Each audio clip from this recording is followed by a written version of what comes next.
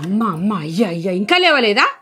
అది అత్తమ్మ లేసి ఇల్లుడు. నిన్న నైట్ షిఫ్ట్ తో పాటు ఓవర్ టైం కూడా చేశాను అత్తమ్మ. అస్సలు ఓపిక లేదు. కొద్దిసేపు పడుకొని లేసి పనులన్నీ చేసేస్తాను అత్తమ్మ. ఇది నీ పుట్టిల్లు కాదు, ఎప్పుడు పడితే అప్పుడు పడుకొని లేవడానికి. పనంతా చేసి అప్పుడు తీరిగ్గా వండుకో.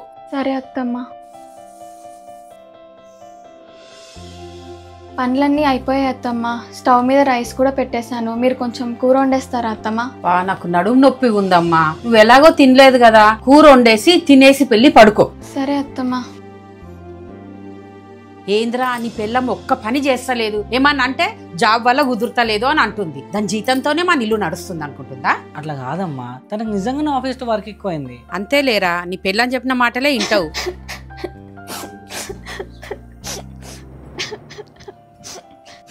నేను కూడా మా ఇంట్లో వాళ్ళకి చెప్తా.